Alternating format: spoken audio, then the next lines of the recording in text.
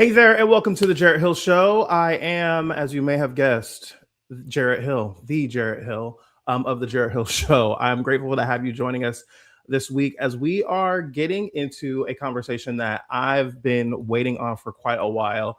Dr. Jessica Harris is going to be joining us. She is the person that you might know from High on the Hog. She has been a prolific author. She's a culinary historian, and she's got some really, really wonderful perspective. I wanted to jump on before this interview and just kind of note the moment in time that we're in. Last week on the show, we had on Dr. Dorothy Brown, who is a tax lawyer and professor, and was really bringing us some really interesting perspective on the way that our taxes can be affecting our lives. We also talked with Derek Palmer last week. But last week we had Dr. Dorothy A. Brown, and this week we have Dr. Jessica Harris. And it is happening in the midst of a moment where I'm thinking a lot about the ways in which we see overqualified, well-experienced Black women who are giving us incredible information and thought process and analysis and knowledge and wisdom. And I'm thinking about this in the context of Karen Bass right now in Los Angeles, as we are seeing an overqualified, well-educated, lifelong public servant who is going up against a white man who is known for being known and is rich, who just made the decision that he was interested in doing this work of being mayor in Spencer Pratt. And so I am sitting with this as I've been editing this interview today. I've been thinking about how grateful I am for the Black women who have been able to kind of sit at their feet and listen to their wisdom and ask them questions and get their knowledge. And I've been thinking about that a lot today with Karen Bass. As I've been listening to the voices of these Black women over the last couple of weeks. And I just want you to be thinking about that as we are approaching this moment in Los Angeles. We are seeing a moment that we have seen before, that we have just seen in an election format with Kamala Harris and Donald Trump. And I'm thinking about Los Angeles again with Karen Bass and Spencer Pratt. And I'm frustrated, I'm upset, but I'm also wanting people to just be thinking about how we can respond in this moment. All that said, I really think you're going to appreciate this conversation with Dr. Jessica Harris, who, as I said, you will know from High on the Hog and her various other books. I think that the things that she has to say are really thoughtful and intentional, but also light and fun. I have thoroughly enjoyed editing this conversation and just getting to spend time with her and getting some perspective from her on how she's thinking about America's food. We also touch on the conversation that we had a couple of episodes ago that had a lot of feedback from y'all on social media about America not having a food culture. Vanessa Rossetto was here. She said that in our conversation with Mona Holmes. And that was something that kind of set off a lot of comments on Instagram and other places. So we have a little bit of conversation about that. And Dr. Harris tells us what she thinks about it. I hope you thoroughly enjoy this conversation. This is JQ&A with Dr. Jessica Harris. Harris, welcome to the Jarrett Hill Show. Hi, thank you for having me. Thank you. I have to say that before we jump into this interview, I am not a person who's like prone to getting like starstruck. Over the years, I've like met plenty of famous people, interviewed famous people. And when Danielle, our producer, had said like, oh, let's reach out to Dr. Jessica Harris. And I was like, yeah, okay, that'd be cool. And then she said that she got you on the phone and that you guys were talking. I was like, wait, are you serious? No, like really? Like for real? And so I've been very, very excited to be able to just chat with you and get some perspective from you. And I should say to those that are listening, the first time we conversed, I was a little stunned because you had just gotten my book and I was like researching you and looking at all of your stuff. And I'm just incredibly flattered that you're here. It means a lot to me. So thank you. Yeah. Okay. Thank you. Love you. Absolutely. For the liar that you are. No, I'm very honest. Like Danielle can tell you that I was like, oh my God, I'm very excited to have Dr. Harris. So, okay, first things first. We have one of the things that we were talking about in our group chat about having you on was like, I want to just know what she's eating. Like, what are you cooking? What are you making before we get into like heavier things around food and policy and things like that? But like, what have you been cooking here lately for yourself? Oh, well, the bad story is I haven't been cooking. I take a, what can I call it? A 5 month hiatus. A rude friend of mine calls it the transhumance, the moving of the cattle from the lower pastures to the higher pastures. And I'm doing that um, at the end of May. And since I'm like 1 week out, I am eating all kinds of food out with friends at restaurants I want to get to that I might not otherwise get to because I go up to Martha's Vineyard for the summer, but the summer lasts until October, mid October. So I haven't Well, been cooking. if you're gonna be in Martha's Vineyard in August, I'm hoping to be there for the film festival. So I'll talk to you about that offline, Okay. because maybe we'll be able to connect. There's Um, always, people know, always got rosé on my porch. So you find me, there's rosé. you, you talked me into it. I'm there. Okay. One of the reasons that we've been talking about food on the show, we did a whole episode on food, and we're obviously talking about food again now. I traveled abroad last year for sabbatical after grad school, and one of the things that I was really excited about was eating food outside of this country, eating food that didn't have all the things in it that our food has in it, and the things that we're concerned about. And I was really excited about that. And then I came back from sabbatical. I spent 6 weeks in London, and I spent 2 months in Portugal. And since I've come back, I've just been like paying attention to the food in a different kind of way and being like, what is this? What is the thing that I'm eating? What am I tasting? What is in this thing that is made?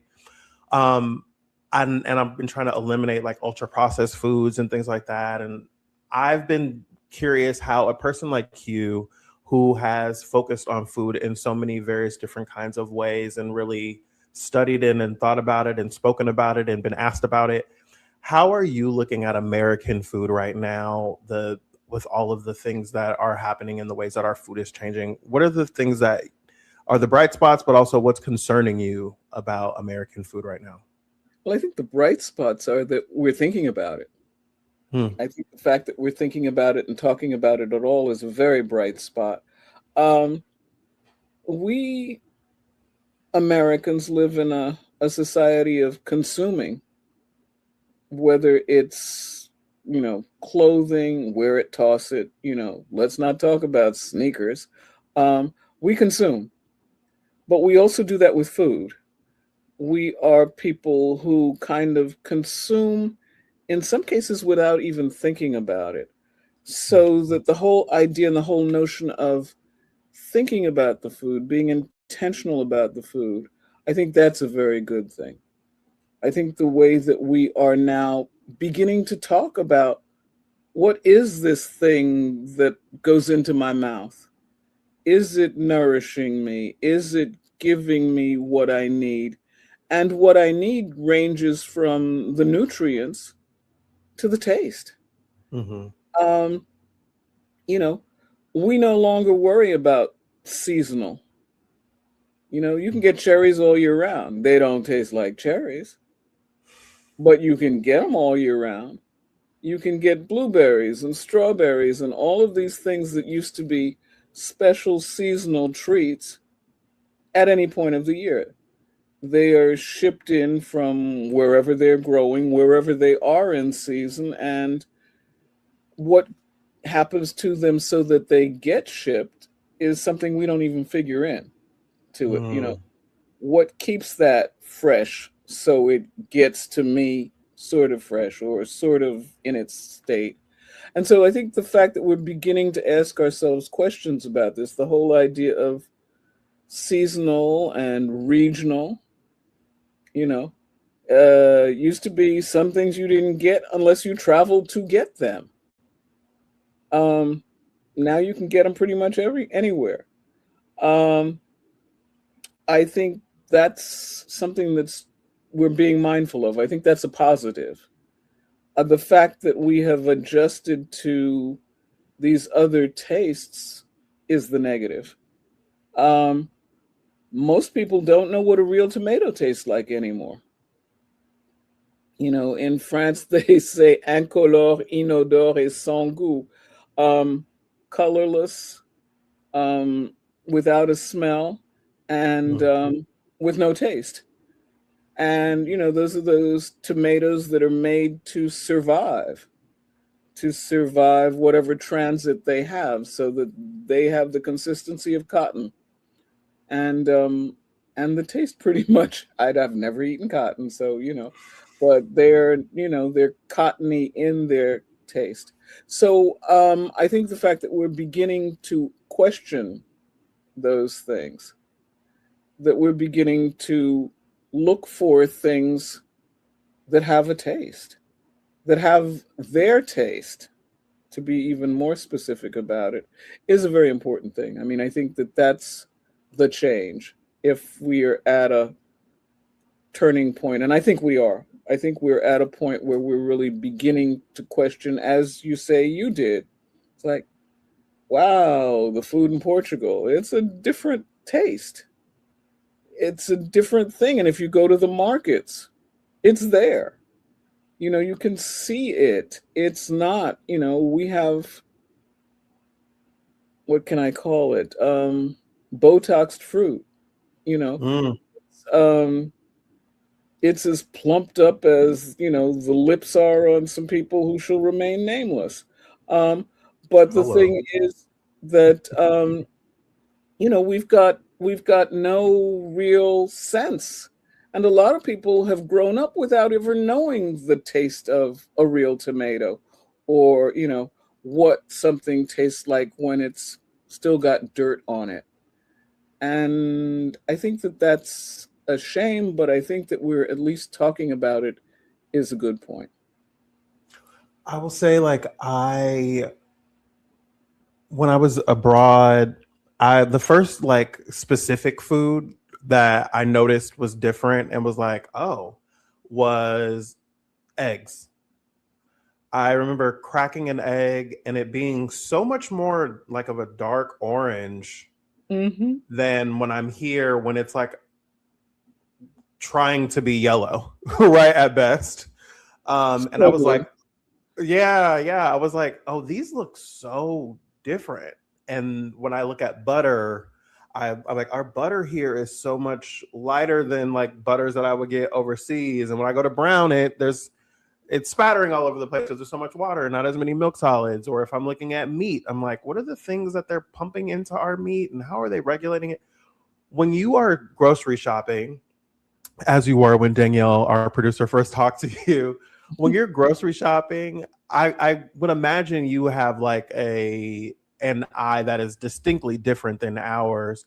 But when you're talking about the things that are in season and out of season, how are you even thinking about this in the grocery store? Like, I'm not buying this right now because it's not in season or those kinds of things. Well, I'm not wholly sanctified and free from sin. I'm an American too, so that in some ways I transgress. I like cherries. I keep trying them. I live in hope eternal, and then it's like, nah, nah, no, not gonna make it. Um, but I'm a thumper. I want to sniff it. Melons, particularly, they thump a certain way. And I'm not talking just about watermelons, and I'm not really a good watermelon thumper. I wish I were. But cantaloupes, that little edge where the stem comes, should be slightly soft, But we're not really even allowed to touch fruit so much Hmm. in our markets. I mean, it's like, lady, stop, kind of thing. But smell it, use all of the senses, feel it, smell it, look at it, of course. You can't taste it there, but you can use some of the senses to begin to figure out what this is that you're getting ready to put into your market basket. I try to buy things that are not in packages, not pre-wrapped. If I can find somewhere that'll let me pick my string beans, I'll stay there. And I like the little thin ones that are the French haricots verts, the little long, thin, young ones. And I will go through the bin and pick them out, much to people's great dismay and chagrin. Uh, you know, I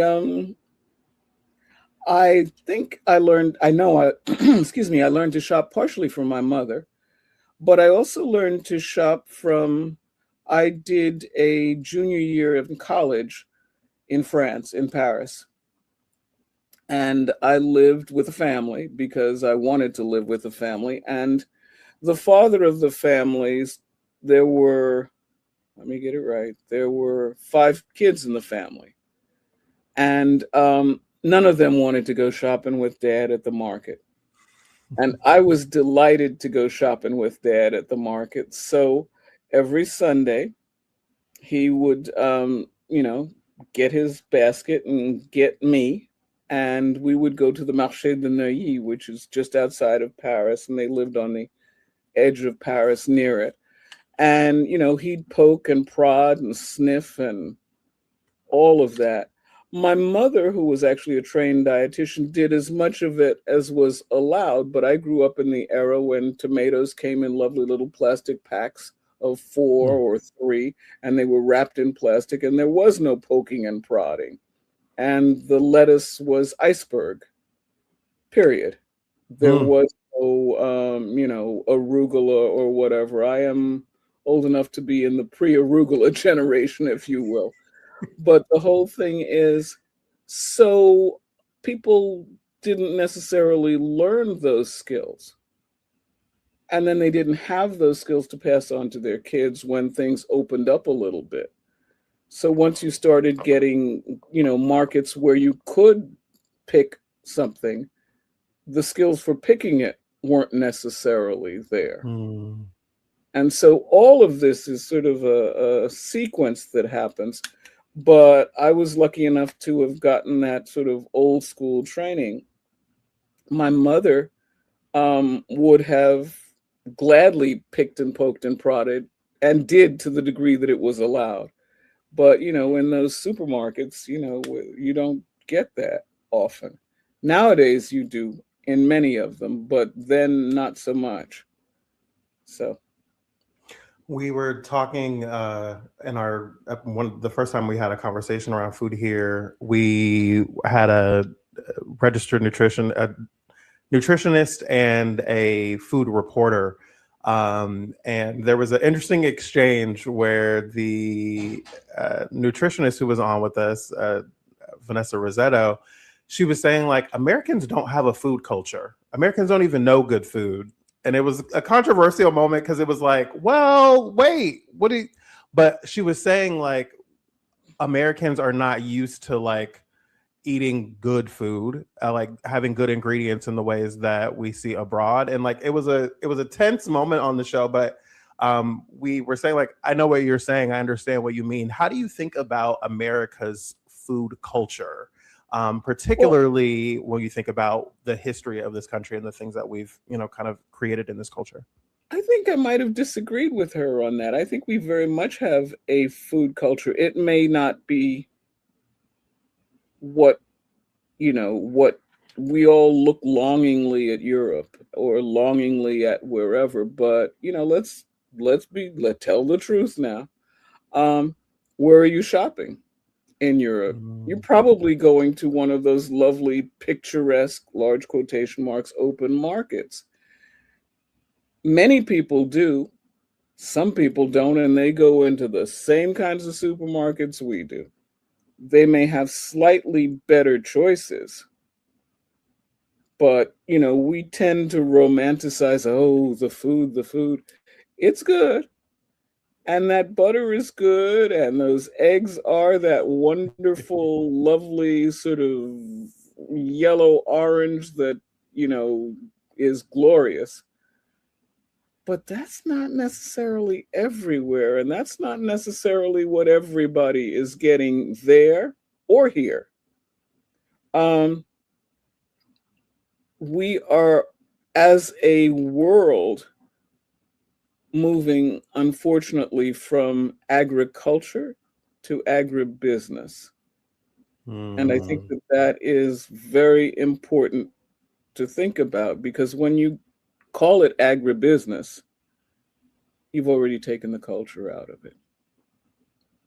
And, so much agribusiness is international, that it's a very different thing. It's all very wonderful to go back to literally our roots, radishes, carrots, parsnips, and whatever as roots. But um, how many of us can? How many of us do? What is the price of that? We talked about being a consuming culture. Some people are trying to just get dinner by whatever means necessary. There is a certain ease involved with being able to get that egg Mm. and have that butter, butter, butter, butter, butter. Um, that is unfortunately not, it could be. I'm not saying it's impossible, but I'm saying in present day, not always accessible to everyone. Some people just happy to have margarine, much less butter, you know, and you go there and think about that as well, because that's another side of the diptych. Do we have a food culture? Yes, we have a food culture. It may not be the same thing that everybody would like, looks longingly at in Italy or in Japan or wherever, but we have a food culture. One of the things that really stood out to me with High on the Hog and watching that with my family, the docuseries, I was really taken aback by so many things that I felt like I should have known from our history, right? That over the last, I would say, I don't even know how many years, there's been so many things that I've learned about our history that I'm like, why did I not know this? And like found myself frustrated and irritated and like kind of curious what other things I've not known or not been exposed to, or that has been hidden from me, right? And little things like I remember in the documentary you all talking about macaroni and cheese and James Hemmings, and I am such a macaroni and cheese fiend that I was like, of course it came from a black person. Like I was just like so excited to see that. Well, I mean, the thing about the mac and cheese, though, is Hemmings popularized it. He didn't invent it. He popularized it, and he did, and made it, a dish that was on Jefferson's table, because James Hemming, for those who don't know, was the enslaved chef of Thomas Jefferson. And Jefferson took, or not took, sent for Hemmings when he was the ambassador plenipotentiaire to the court of Louis XVI in Paris. And so he brought Hemmings to Paris and apprenticed Hemmings to the highest levels of the culinary in France. And so Hemmings learned all of this. He was the equivalent today of a French trained chef. And as such, when he returned to Monticello, brought all of that with him, and changed the system from cooking from open hearth to using a stew hole stove, or a potager, as they say.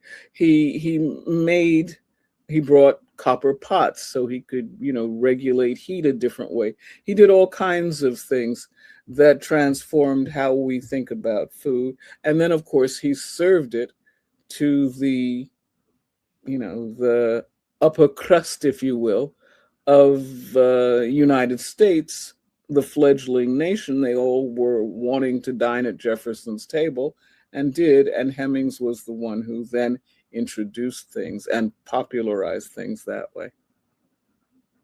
I just hearing that story, I was like, wait, what else have I not ever heard about? Right? Like it starts, it's like a little door opening and you're like, what else is in here? Right. Of when we're Yeah. thinking about history and thinking about the things that we enjoy, but also like how we came to know different foods or enjoy them. And like, I, you guys talked about sweet potatoes versus yams and like what the difference was. And a friend of It's mine, two different plants.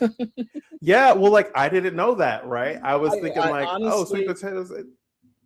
Jarrett, I Go ahead. didn't either. In fact, I have framed on my kitchen wall a a painting, not a painting, a newspaper article when I was first starting as a food historian, and I have a Nigerian dish that I had learned about that I was making, and I was using sweet potatoes, thinking they were yams, and clearly they are not. Botanically, they're different, but that all goes back to Louisiana farmers in the kind of mid 20th century, or maybe a little earlier than that, who suddenly decided to market their sweet potatoes as Louisiana yams. And it probably goes back even farther than that because yams, the true yam, is so totemic in certain parts of Western Africa. Yams, because you plant cuttings from old yams, and that's how you get new yams, become the sort of symbol of death and resurrection. And so you can have yam ceremonies in parts of Ghana where the new yams are planted.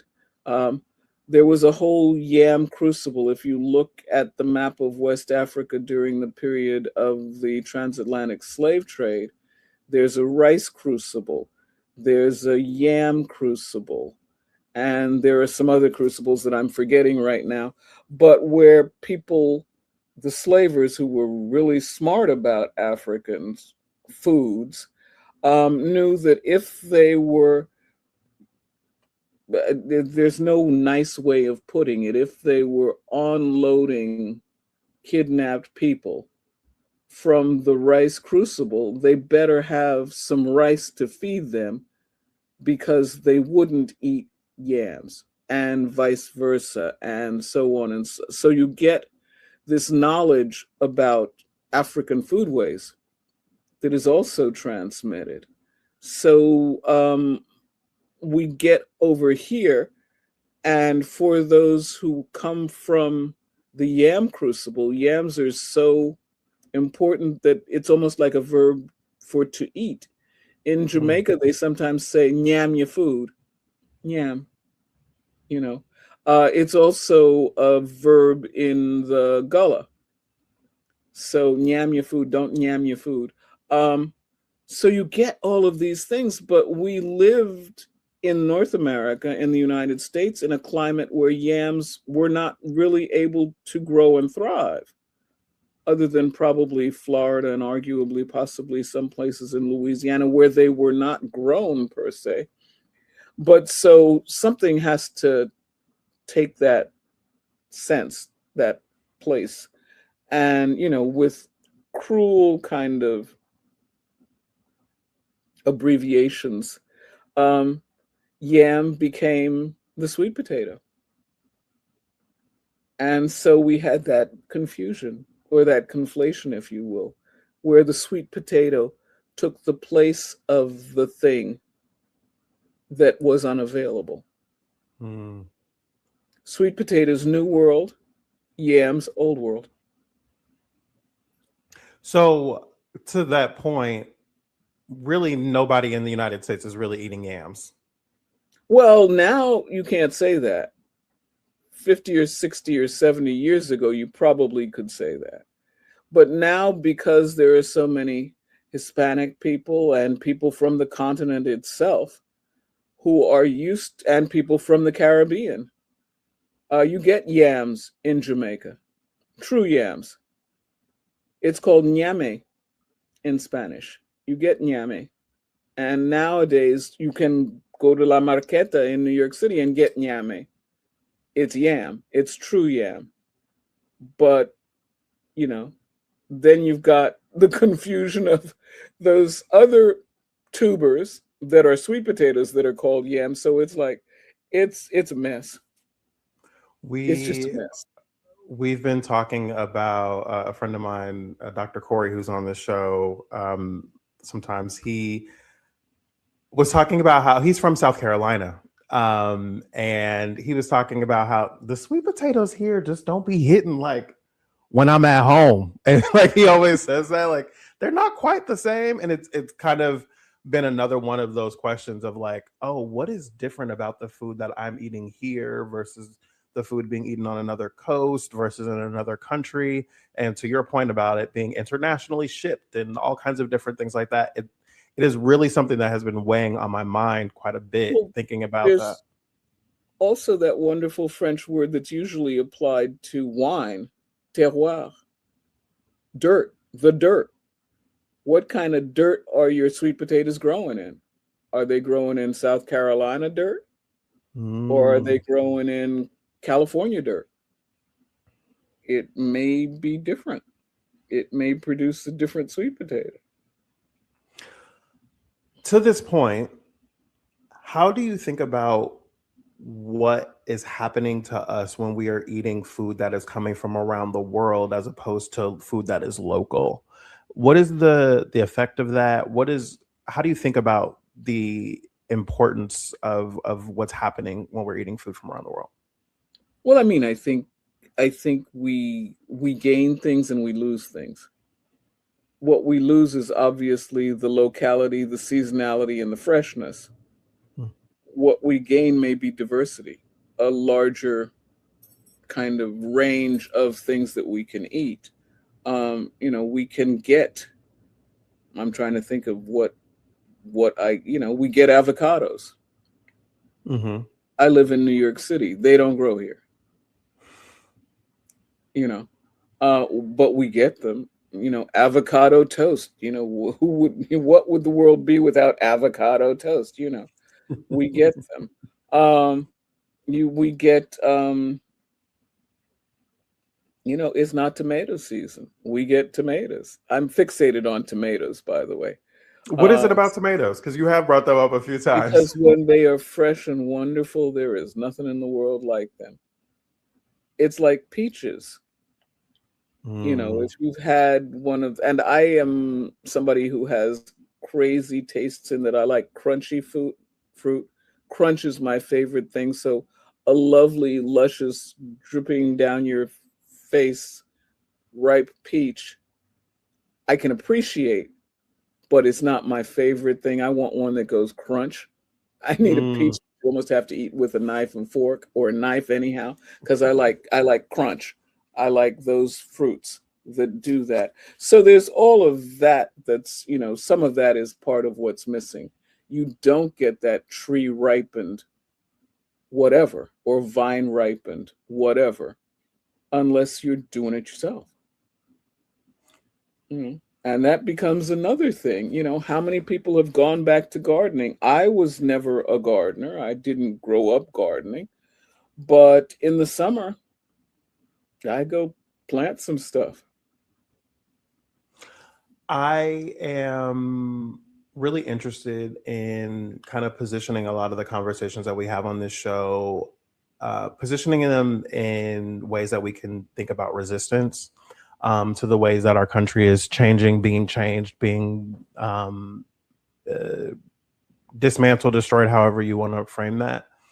And food in our conversations about this episode and other episodes, producer Danielle has been talking a lot about how food is a way that empires control people, right? Like control mass populations. As I'm looking at the ways that our food is being deregulated, being slowed down, being more expensive and less accessible to people. I'm thinking a lot about how we are moving in this direction where the way that we are being controlled from our food is increasingly problematic. Um, how do you think about that element of the food conversation? Well, there's a lot to think about it. First of all, I think you spoke of resistance. Sometimes being healthy is resisting. Mm. Being healthy, eating healthily, being mindful of what one does and what one eats. I am of an age where I can pretty much call myself venerable. And I look around and I'm astonished by and I must preface this by saying I come from a long line of fat shamers. Um, but we're big. We are big in ways I do not remember us being big as a child or even as a young adult. We are huge. Some of us are just plain humongous. And I'm not casting size aspersions on anybody, but I don't think that we are built to be built like that. Maybe it's a new super race that's coming along. I don't know. But I do know that from what I have heard, it is not terribly healthy. And so, some of us are simply digging our graves with our forks, and that's not good. Mm. That's not good. And some of it is not even so much about that cottony tomato I seem to be fixated on, but the fact that nobody is eating even that tomato. It's the tomato appears in the form of ketchup, and it's going on something fried or something massively mass produced. Fast food is killing us almost more than the non-seasonal, food. What I do say when you asked earlier about what do I cook, I nothing I cook my own vegetables. I don't pour anything out of a box or a can. Um I I don't know the name of the cow that gave the beef, and yes, I'm still eating beef. Um but but I look for the best beef I can find and afford, you know. Um I have a butcher shop not that far from me, and I will when I can and when I am when I not only let's not lie. I go when I can. It's a taxi ride away, so I'm not there all the time, but I will buy it and put it in the freezer. I will do that. Um but I try to be, mindful of things. I don't I think the only frozen vegetable I buy are frozen peas because I like frozen peas. I grew up with them. But everything else is fresh. If I do a stir fry, it's got scallions and radishes and carrots and broccoli and whatever it is fresh. Can Uh, I hold yeah, you right here? sure. Because I know a lot of us here, like frozen food is picked at the peak of its freshness, and it's great to eat frozen food. Which, even as I hear it coming out of my mouth in follow up to what you just said, I'm like, well, that's marketing, right? And it's like, oh, that's what they've been telling you. But I would imagine someone listening to this is like, oh, but I thought frozen food was great for me, or that it was the best option if you can't have the fresh. Like, how do you see that? Well, it may be the best option if you can't have the fresh, but the fresh is the best option. So I mean, it's like, okay, you're dialing it down. Um, but you are dialing it down. Mm. I mean, it's frozen at the peak, but then it's frozen. How long does that peak remain the peak if it's frozen? I don't know. I am not in that area of food studies. But the point would be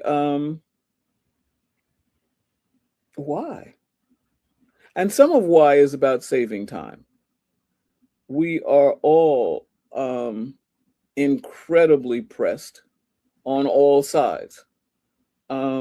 If we are living these sort of 21st century urban lives, I am single. I cook for myself. I don't have to cook for anybody else. I'm not doing meal prep for four kids that are going to school or the husband who's coming home, or the partner or whatever, and they're hungry, and I'm not doing that.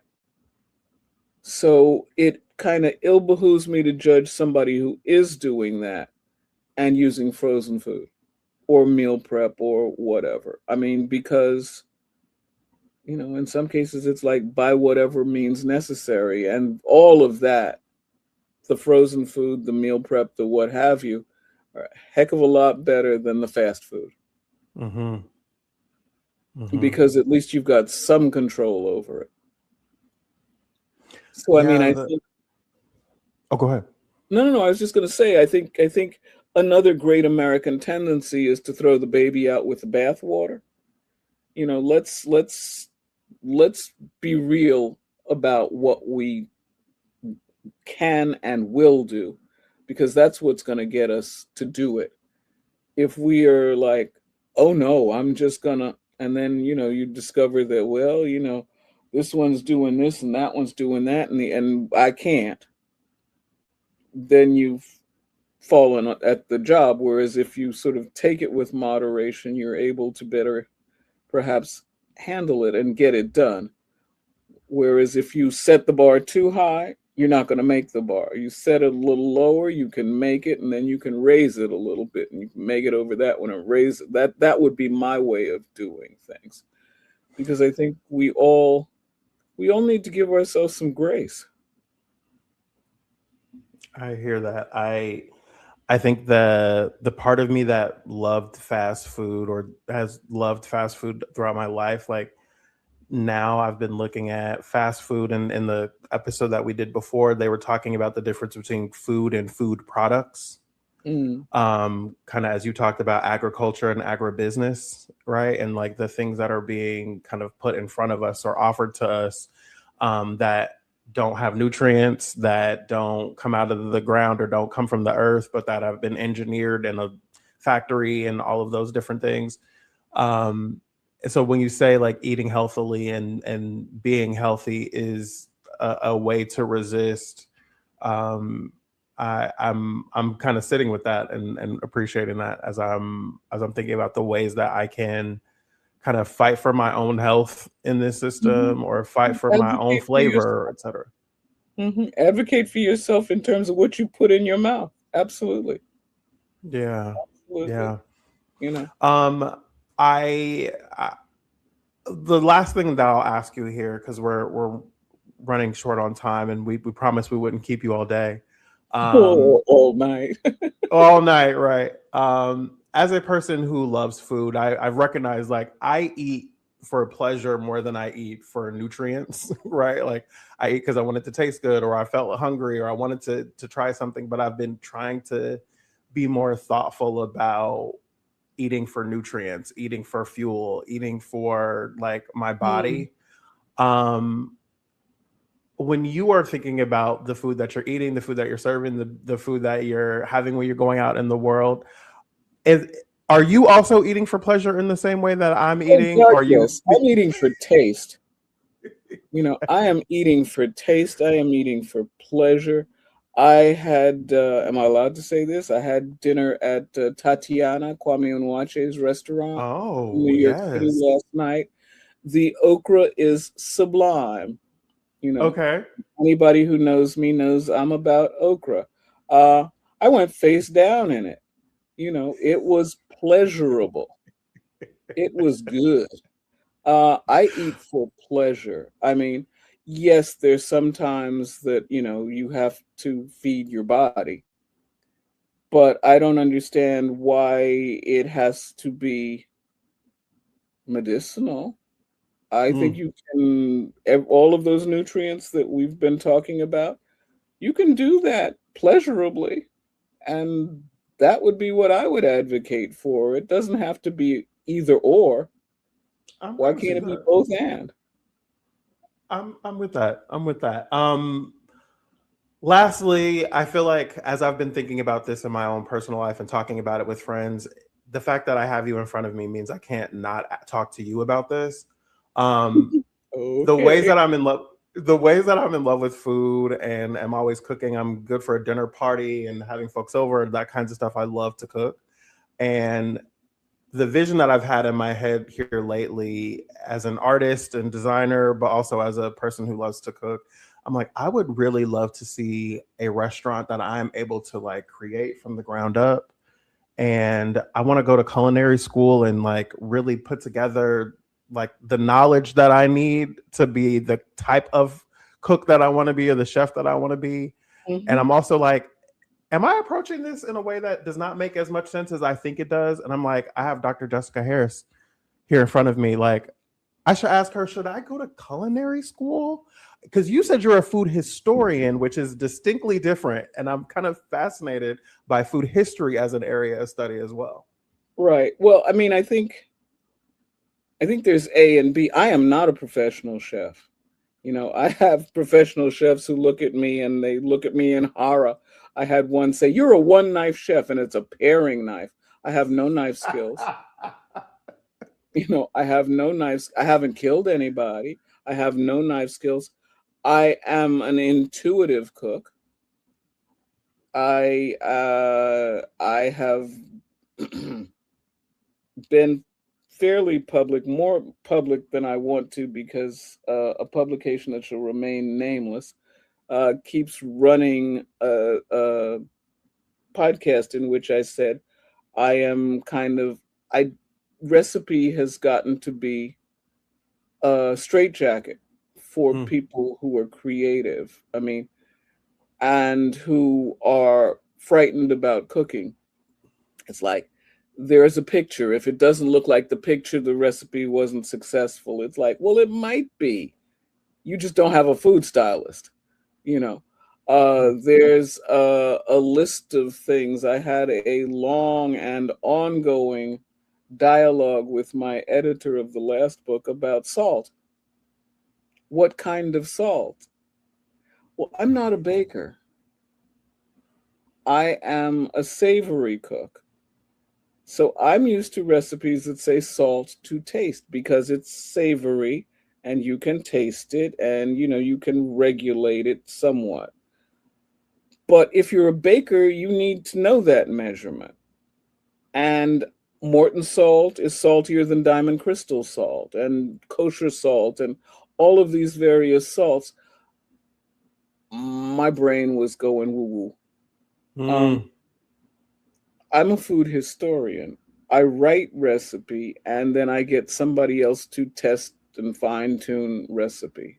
Um, I I can't cook with my own recipes. I'm always improvising, you know. I don't have this, so I'll use that, you know. That's, I suspect, how everybody's grandma cooked, unless grandma was a French chef, you know. Um, and I think certainly how many people's black grandma cooked, because we were always about improvising. And I have said, that with the same kind of genius that, gave the world, rap, reggae, and blues and bachata, you know, we improvise with our food. Mm.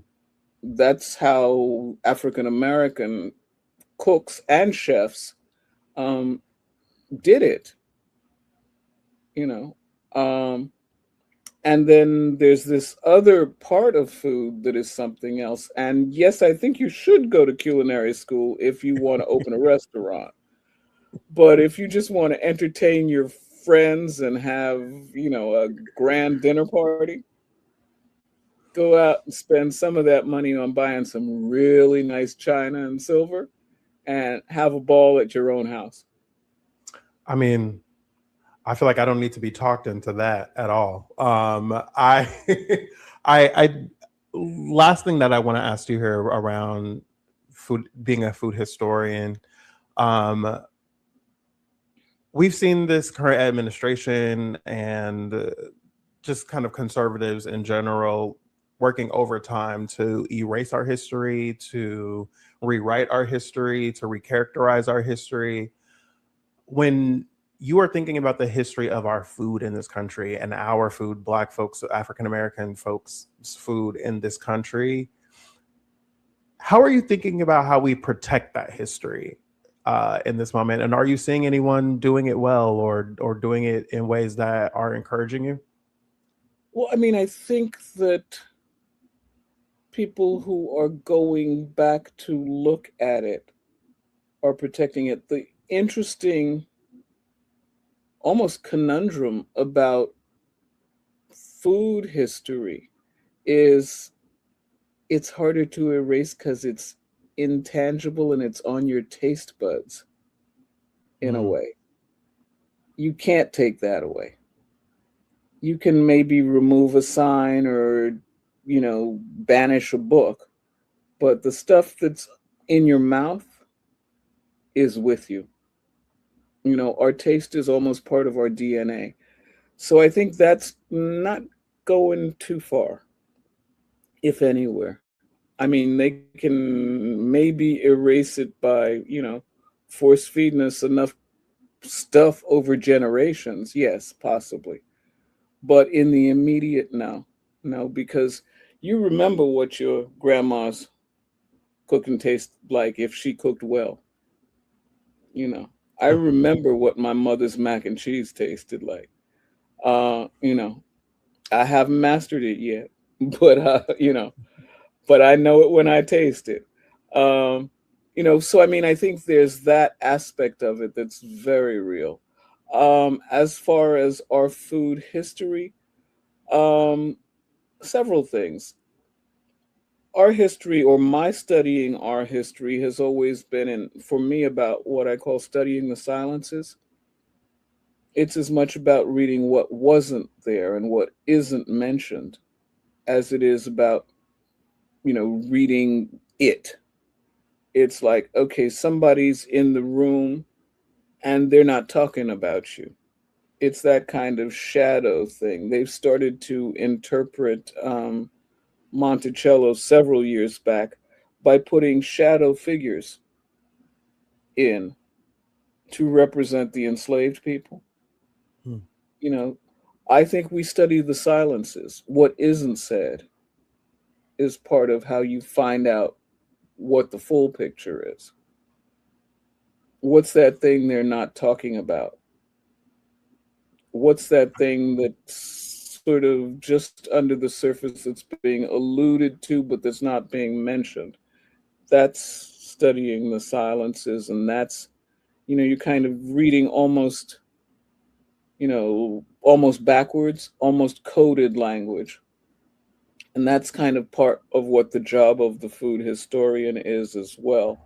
Um, People who are doing it, um, I think there are a lot of young chefs, black men and women, um, who are reclaiming and reinventing and repurposing in some ways. I would give you names, but I'd get in trouble because I will leave somebody out and they will hate me. But I think that there are a fair number of people, and they are they're righteous about it. They are really paying attention and not just running the restaurant, but doing the back study about the food that's served in the restaurant. And I mm. think that's, you know, important and wonderful to see in a growing line of African American chefs.